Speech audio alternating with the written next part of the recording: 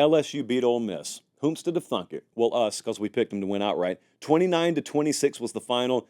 This was a 4.5 Chalai game. Some argued that it should be 5.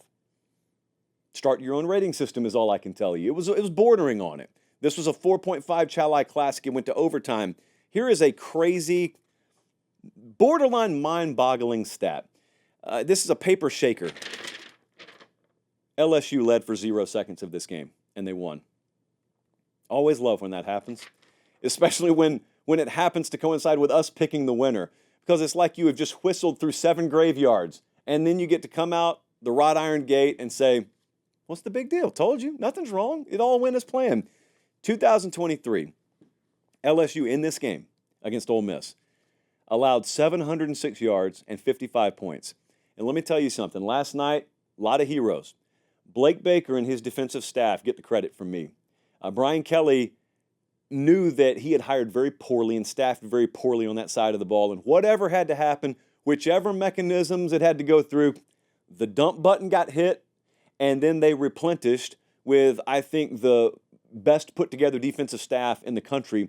And Blake Baker and his staff yesterday squeezed every drop of potential out of that unit coming out of the bye week. They gave up 464 yards. Now, remember, that's not a Hall of Fame performance. We won't enshrine that in the College Football Hall of Fame. Juxtapose it to last year.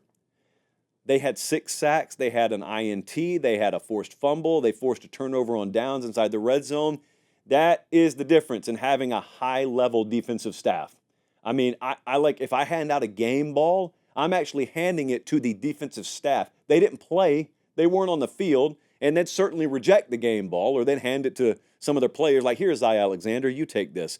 But, and then we could talk about Garrett Nussmeier, because Garrett Nussmeier's performance in this game was a microcosm of LSU in 2024. He was bad for vast majorities of this game. He was bad. And then what happened? Because we've seen LSU as a team perform poorly for chunks of games this year. And then you just come alive.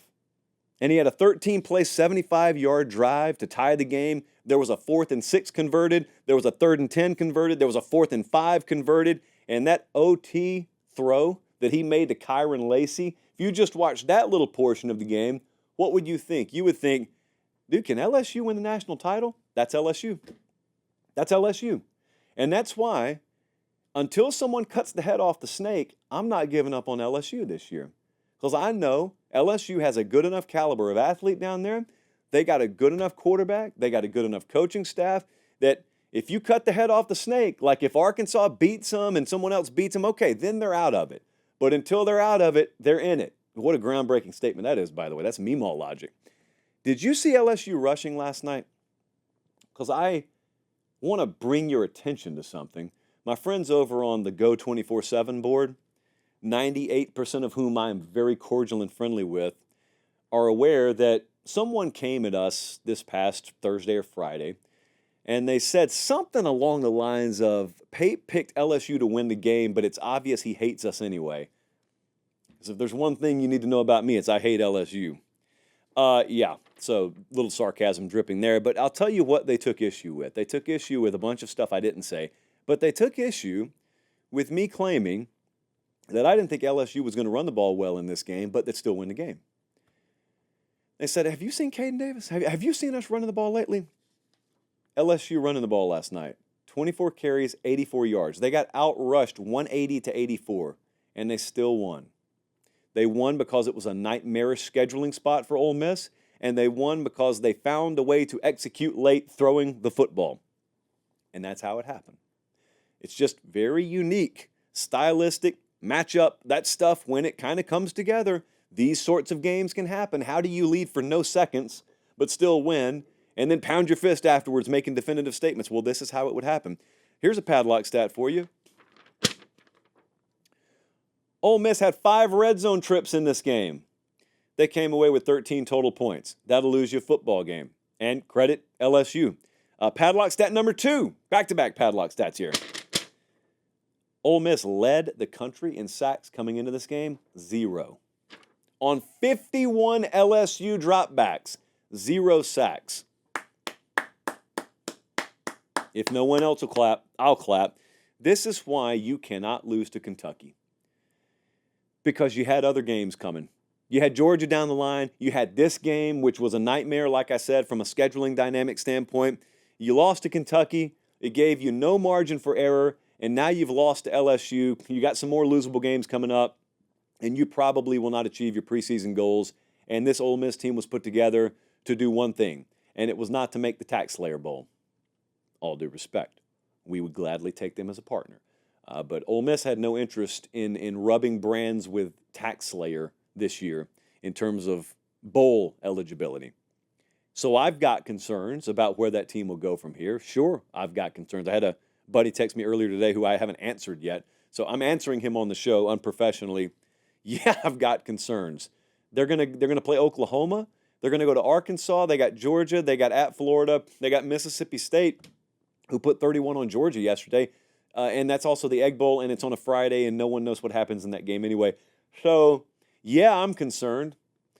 And then there's that whole other dynamic with Lane Kiffin that I would just assume not talk about tonight, the Florida stuff. But LSU has to keep swinging. So here's how I see LSU as a team right now. People are going to point out their flaws. Don't. Or if you point out their flaws, point out everyone else's flaws too.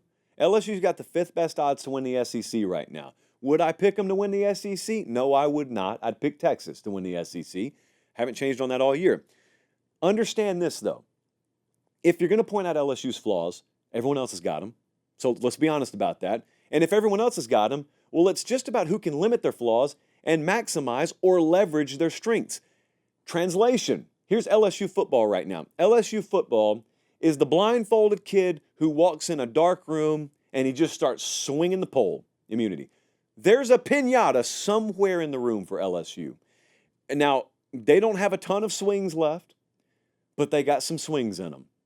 And the piñata's in there somewhere. And this LSU team, they're tall enough, they got good enough reach, that piñata is lowered enough from the ceiling where this LSU team is capable of swinging and hitting the piñata. If they do, LSU can still surprise some people. I'm talking about them like they're a dark horse. The AP has them ranked number 8 in the country right now, but there's a very clear drop-off right now in the teams like an Oregon or like a Texas, and then you get down to the teams like Alabama's number 7 right now. I mean, Alabama looks terribly flawed. LSU, terribly flawed. They're top 10 teams. What does it mean to be a top 10 team now? They go to Arkansas this week. This is a bad spot for LSU. Straight up telling you, we will be betting Arkansas at some point this week. So they just got to prove us wrong on that. At Arkansas, then they go to A&M, then they got a bye, and then they got Bama. They could lose all these games. They could win all these games. Mathematically, the odds are it'll be something in between. But they keep swinging. The piñata's in there somewhere. Just keep swinging.